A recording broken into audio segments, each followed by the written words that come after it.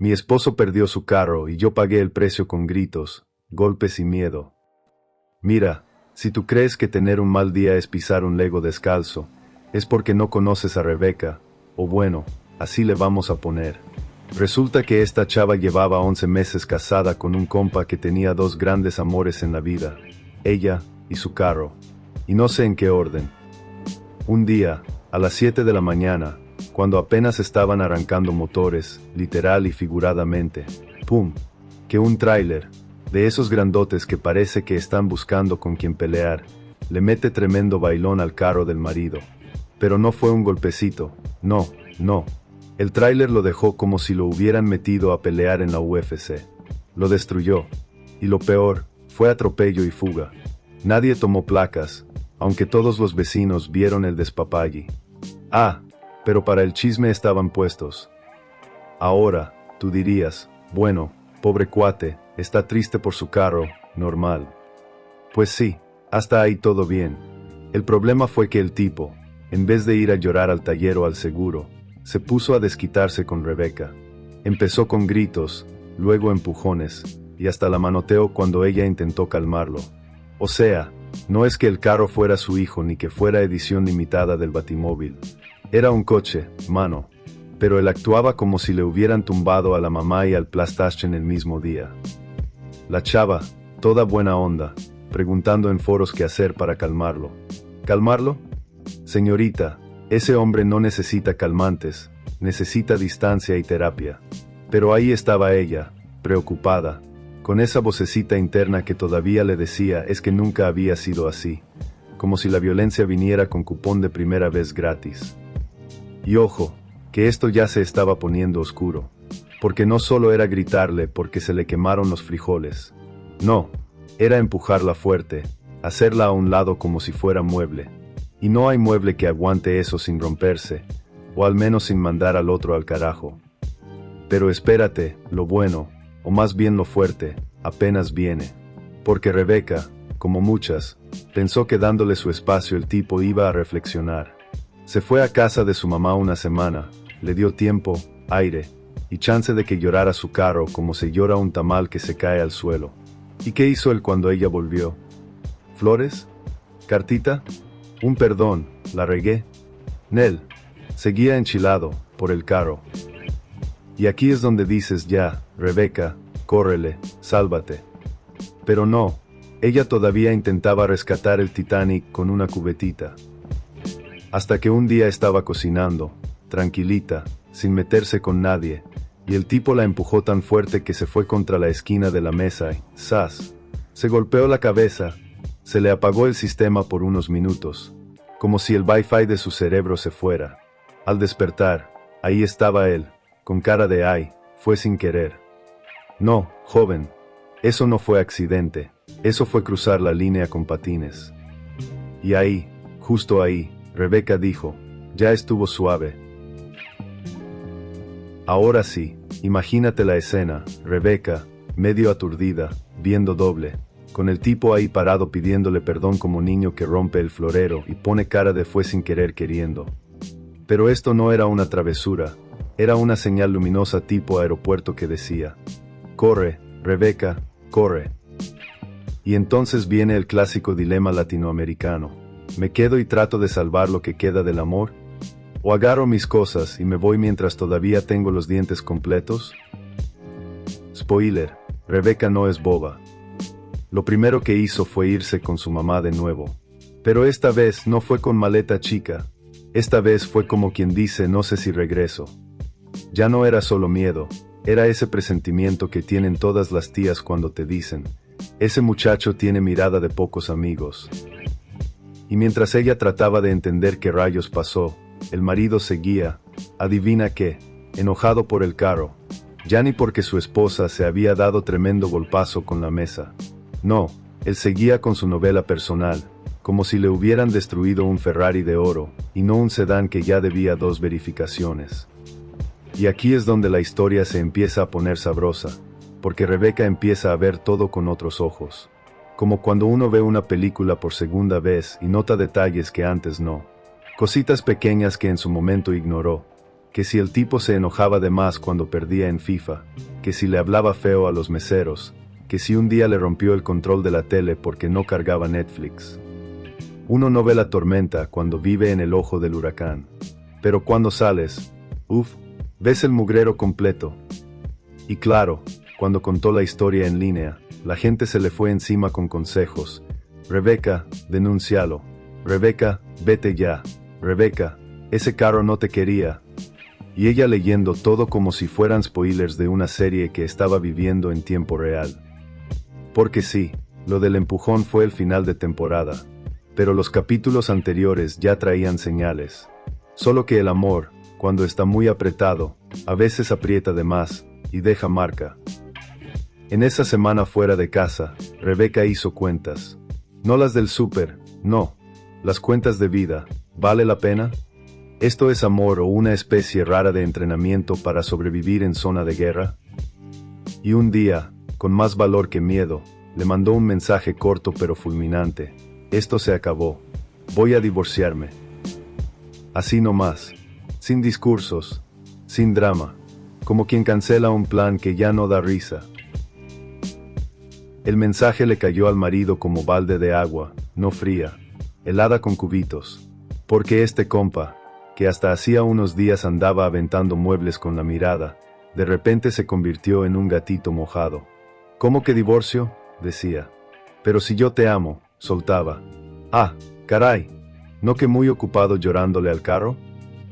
Y ahí lo tienes, intentando reconstruir el castillo con ladrillos rotos. Mandó flores, mensajes cursis, incluso fue a casa de la suegra, que lo odiaba más que a las llamadas de números desconocidos, a suplicar. Pero Rebeca ya no estaba para novelas de perdón. No señor. Esta ya era serie de suspenso donde ella era la protagonista, no la víctima secundaria que sale llorando en el primer acto. Y aquí pasa algo muy latino, muy clásico. La culpa empieza a hacer su show. No en él, en ella. Porque aunque sabía que se iba por las razones correctas, la duda se asomaba como cuate incómodo en una fiesta. ¿Y si estoy exagerando? ¿Y si cambia? ¿Y si el carro realmente era tan importante para él? Pero por suerte, tenía amigas, primos, y sobre todo a la mamá, que le echaban porras como si estuviera en la final de un programa de talentos. Tú puedes, hija, ya ni lo mires. Y eso fue clave, porque sola, tal vez, solo tal vez, habría regresado. Mientras tanto, el tipo, en su plan de reconciliación, empezó con la típica táctica de yo también estoy sufriendo. Hasta puso una foto en redes con cara de tristeza, tipo perrito bajo la lluvia, con una frase cursi. A veces perdemos lo que más amamos porque no supimos valorarlo. ¿Y el fondo de la foto? El coche destruido. Te lo juro, ni a Rebeca le dio tanto homenaje como al mugroso carro. Pero lo que realmente le prendió el foco a Rebeca fue una conversación que escuchó entre el tipo y un amigo cuando fue a recoger unas cosas. Él le decía, se me fue de las manos, pero es que también ella sabe cómo hacerme enojar. Ah, o sea que ya estábamos en el jueguito del yo no golpeo, tú me provocas. Y ahí fue cuando Rebeca entendió que esto no se iba a arreglar con flores, ni con terapia de pareja, ni con más segundas oportunidades que el sistema de transporte público. Esto era un patrón, y ella no iba a ser parte de eso. Esa noche, ya de regreso en casa de su mamá, se sentó con una libreta y escribió, plan de salida. Y no era un poema, era estrategia. Porque a este nivel, no se escapa con lagrimitas ni canciones tristes. Se escapa con cabeza fría, con maleta hecha y con las llaves listas. Plan de salida, fase 1, ir por lo importante. Y no me refiero a ropa ni a la licuadora, sino a los documentos, el cargador del celular y ese disco duro donde guardaba las fotos del viaje a Cancún, que, por cierto, ahora le daban más coraje que nostalgia. Rebeca regresó al depa mientras él no estaba. Entró con cuidado, como quien busca una cucaracha gigante con tenis en la mano. Todo estaba en silencio, pero el aire tenía ese olorcito raro de cuando un lugar ya no es tuyo aunque tus cosas sigan ahí. Empacó rapidito, y cuando estaba por salir, vio una cajita en la mesita del recibidor. La abrió. Era un regalo, para ella. Un collar con una tarjetita que decía, para que nunca olvides cuánto te amo. ¿Y sabes qué hizo Rebeca? Lo dejó ahí. Cerró la cajita, la puso donde estaba, y ni lo mencionó. Porque a estas alturas, un collar no arregla un empujón ni cura una herida en la cabeza. Al día siguiente, fue a asesorarse con una abogada. Y ahí, entre trámites y firmas, soltó una frase que hasta la abogada le aplaudió. No me estoy separando porque ya no lo quiera, me estoy separando porque ahora me quiero a mí. Papá, ¿qué frase? Esa no la sacas de un tuit.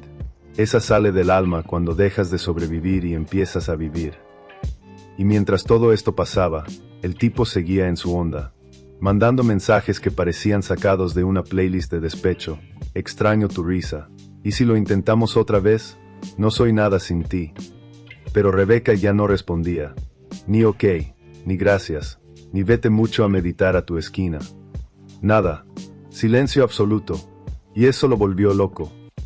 Entonces vino el clásico, el cambio de tono. De te amo pasó a vas a arrepentirte.